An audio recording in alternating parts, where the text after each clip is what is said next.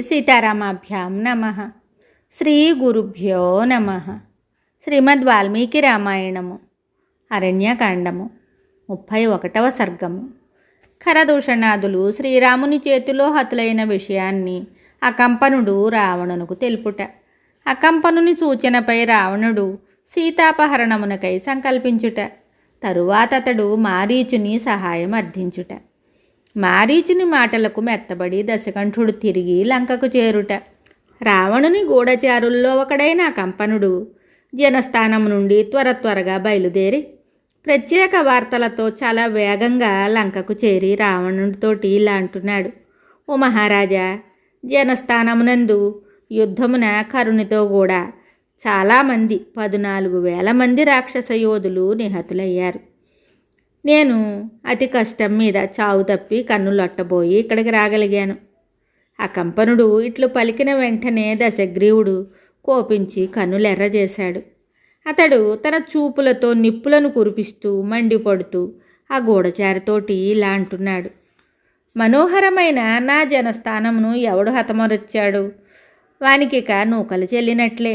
అంతేకాదు, వానికి ఏ లోకమునందును నిలవ నీడ లేకుండా చేస్తాను.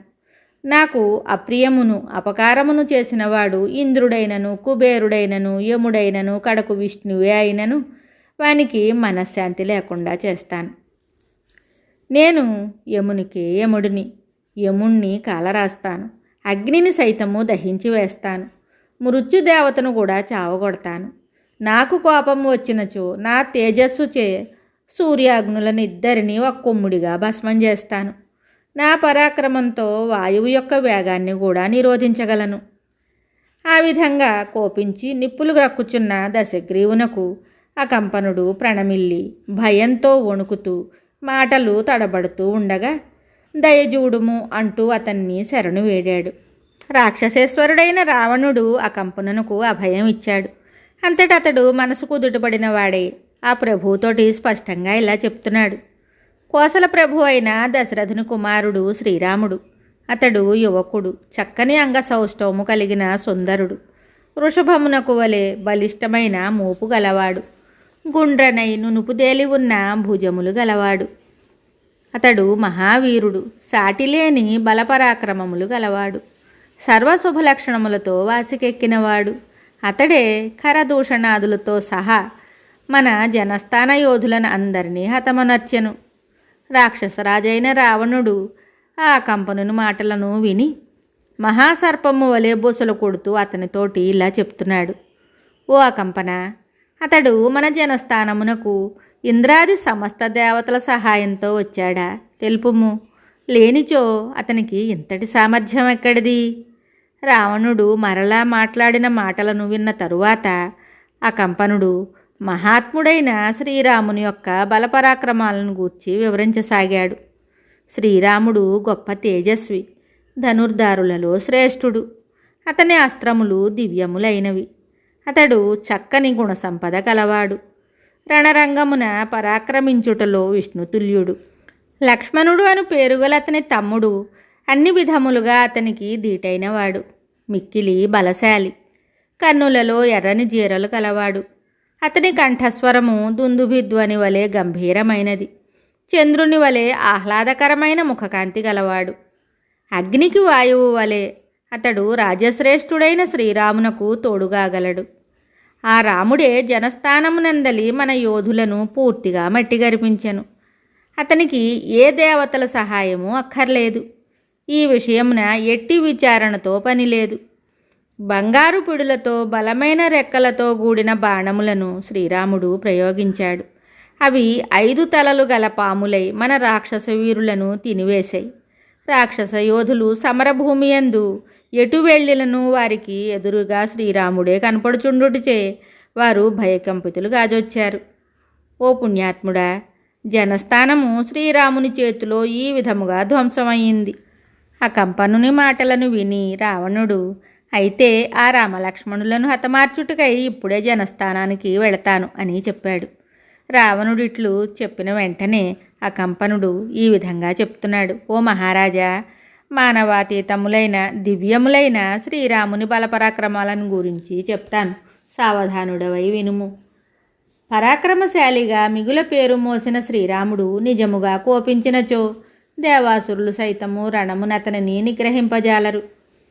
ధరులను వరుసుకుంటూ నిండుగా ప్రవహించడి నదుల వేగాన్ని కూడా అతడు తన బాణములతో నిరోధింపగలడు. అశ్విన్యాది నక్షత్రములతో, ఆదిత్యాది నవగ్రహములతో, తదితర తారలతో విలసిల్లడు ఆకాశమును సైతము అతడు శిథిలం చేయగలడు. సముద్రమున మునిగిపోవుచున్న భూమండలమును కూడా ఉద్ధరించగలడు. ఆ ప్రభువు సముద్రము యొక్క చెలియలి కట్టను ఛేదించి సమస్త లోకములను ముంచివేయగలడు. అతడు తన బాణములచే సముద్రము యొక్క ఉధృతిని, వాయువేగమును తన బాణములచే నిరోధింపగలడు. పురుషోత్తముడును మహాయశస్వియు అయిన శ్రీరాముడు సంకల్పమాత్రమున సమస్త లోకముల యందలి వివిధములగు ప్రాణులను లయమొనర్చుటకును మరలా వాటిని సృష్టించుటకును సర్వసమర్థుడు. ఓ మహారాజా, యుద్ధమునందు శ్రీరాముని జయించుట నీకు అసాధ్యము. పాపాత్ములు స్వర్గమును చేరలేనట్లు రాక్షస వీరులెవ్వరును అతనిని జయింపజాలరు. దేవాసురులు సైతము అతనిని వధింపలేరని నా విశ్వాసము. కానీ అతనిని వధించుటకు తగిన ఉపాయం ఒకటి నాకు తోస్తూ ఉన్నది, దయతో ఆలకించండి. సీతాదేవి అతని భార్య. ఆమె ఉత్తమురాలు, లోకోత్తర సౌందర్యవతి, నిండు జవ్వని, చక్కని అవయవముల పొంకము గలది, రత్నాభరణములను ధరించి ఉన్నది, స్త్రీలలో మేలుబంతి. దివ్యభామినులు గాని, గంధర్వ తరుణీమణులు గాని, అప్సరసలు గాని, దానవ యువతులు గాని అందచందములలో ఆమె కాలి గోటికి చాలరు. ఇంకా మనుష్య కాంతలలో ఆమెకు సాటి ఎవరుంటారు? ఓ ప్రభు, సీతానిన శ్రీరామునకు ప్రాణము. అందువలన ఏదైనా ఒక ఉపాయంచే అతనిని వంచించి ఆమెను అపహరించుకుని రమ్ము. భార్యా వియోగమునకు తట్టుకోలేక అతడు తన జీవితాన్ని చాలిస్తాడు. మహాబాహువు రాక్షస ప్రభువు అయిన రావణునకు ఆ కంపనుని మాటలు నచ్చాయి. అప్పుడతడు శ్రీరాముణ్ణి మోసగించుట, శ్రీరాముని సీతాదేవికి దూరంగా పంపివేయటం ఎలాగా అని కొంతసేపు ఆలోచించి అతనితోటి మళ్ళీ ఇలా అంటున్నాడు. ఓయి, నీవు చెప్పిన ఉపాయం బాగానే ఉంది. ప్రాతకాలముననే సారథిని వెంటబెట్టుకుని నేనొక్కడినే వెళ్ళి ఆ సీతాదేవిని అవలీలగా ఈ లంకా నగరానికి తీసుకొని వస్తాను. ఇలా పలికిన తరువాత అతడు సూర్యకాంతులను విరజిమ్మునట్టి రథమునకు జవనాశ్వములను పూంచి నలుదిక్కులను ప్రకాశింపజేస్తూ మారీచుని ఆశ్రమానికి బయలుదేరాడు. రాక్షసేంద్రుని యొక్క ఆ మహారథము ఆకాశమున సాగిపోగలదు.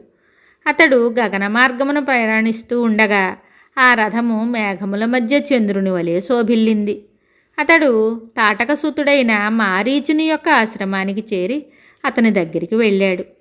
అప్పుడు మారీచుడు దివ్యములైన భక్ష్యభోజ్య పానీయములతో ఆ రాక్షస ప్రభువునకు అతిథి సపర్యలు చేశాడు. తరువాత మారీచుడు రావణునకు ఉచితమైన ఆసనమును ఏర్పరిచి స్వయంగా అర్ఘ్యపాద్యాదులతో పూజించి అతనితో ప్రయోజనకరములైన మంచి మాటలను ఇలా చెప్పాడు. ఓ రాక్షసేశ్వర, నీ రాజ్యమున అందరూ కుశలమే గదా? ఊరకరారు మహాత్ములు. నీవు ఇంత హడావిడిగా వచ్చుటకు ఏదో ఒక గొప్ప కారణం ఉండవచ్చునని నేను అనుకుంటున్నాను.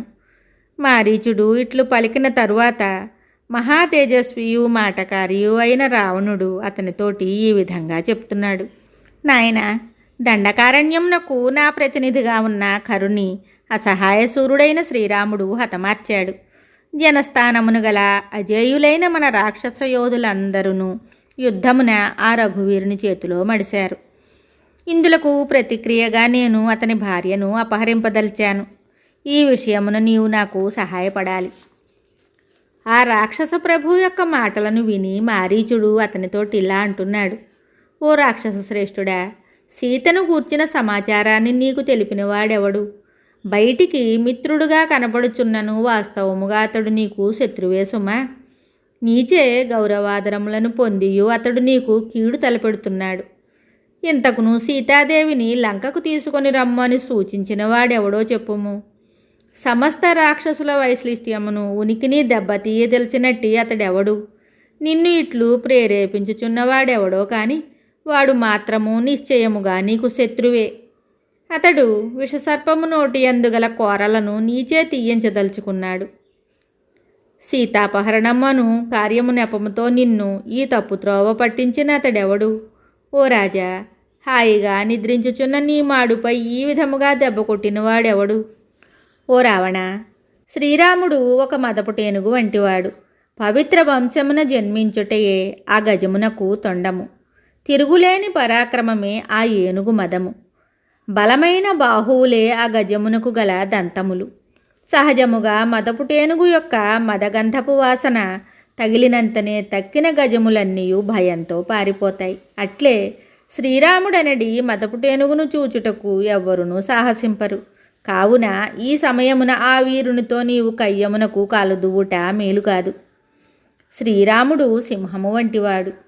ఈ రాముడనడి సింహమునకు రణరంగమునందు అగ్రభాగమున స్థిరముగా నిలిచి ఉండుటయే జూలు. బాలము మృగములను వేటాడుటకు సంసిద్ధమైనప్పుడు సింహము తన జూలును విదిల్చి వాలమును నడుము మీదికి చేర్చును. అట్లే రాముడు శత్రువులను హతమార్చుటకై సమరభూమియందు సన్నద్ధుడై నిలిచి ఉండును. ఈ నరసింహము యుద్ధకుశలురైన రాక్షసులనడి మృగములను వధించును. ఈ నృసింహమునకు శరములే నఖములు, శస్త్రములే కోరలు. నిద్రించుచున్న సింహము జోలికి పోవుట ప్రమాదకరము. అట్లే పరద్రోహ చింతలేక ప్రశాంతముగా ఉన్న శ్రీరాముని కవ్వించుట తగదు. ఓ రాక్షసరాజా, శ్రీరాముడు చొరరాని ఘోర పాతాళ బిలము వంటివాడు. అతని చాపములే ఆ బిల్వద్వారమున గల మొసళ్ళు. బాణములను సంధించుట వదులుటలో చూపెడి వేగమే బురద. శరములే తరంగ పంక్తులు. భీకరమైన యుద్ధమే దుస్తరమైన ప్రవాహము.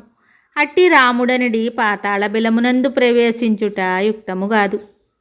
ఓ లంకాధిప, రాక్షస ప్రభు, అనుగ్రహింపుము, దయచేసి శాంతింపుము. తిన్నగా లంకకు వెళ్ళి నీవు నీ భార్యలతో కూడి సర్వదా సుఖింపుము. శ్రీరాముడు తన భార్యతో కూడి వనములో హాయిగా ఉండగలడు. మారీచుని పలుకులకు ఊరట చెంది ఆ రావణుడు లంకాపురమునకు చేరి తన భవనమున ప్రవేశించాడు. వాల్మీకి మహర్షి విరచితమై ఆది కావ్యమైన శ్రీమద్ రామాయణమునందలి అరణ్యకాండమునందు 31వ సర్గము సంపూర్ణం. శుభం.